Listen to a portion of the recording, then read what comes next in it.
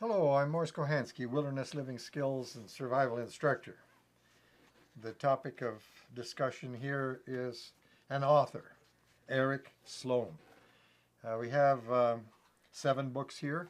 He has published more than this, but I have found the diagrams and illustrations are something that I've always been drawn to. I like the type of illustrations that he has developed, and the topic here gives me many insights in wilderness skills and survival because it goes back to an era of what I call organic existence, where before electricity, before natural gas, and before the automobile.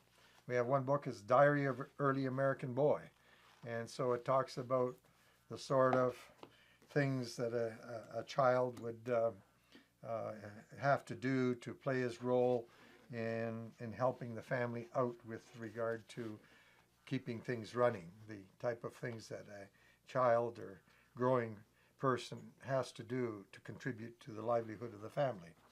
We have a book called The Museum of Early American Tools, so you get an insight into axes and froes and augers and hammers and scythes and sickles and so on. The tools, as I say, before the era of mechanization of the combine and so on.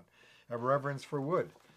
Here he describes the importance of the different species of wood and their various properties and how they were applied, so that when you take a situation where when you construct something, that if you combine all your woods to build a carriage, for example, it will wear 5 times as long because you have been careful to match up the wood to the type of work it has to do.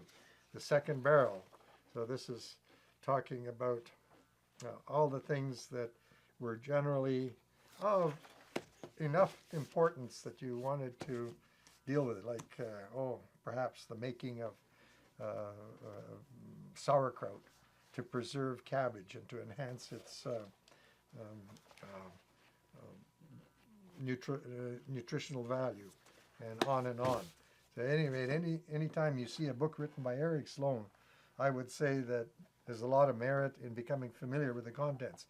And in particular, we have not yet brought up 7 books on weather, but in particular, he was hired to write the weather manuals, I think, for the United States Air Force in the Second World War. And as a result, the articles he's written on weather are a spin-off from that. Look at the sky and tell the weather. Almanac and Weather Forcaster. A very delightful way to master your appreciation for the role that weather plays in our activities, and how to read the weather so that we can conduct ourselves accordingly and not entertain a survival situation by the fact that we should have stayed at home while the storm raged on.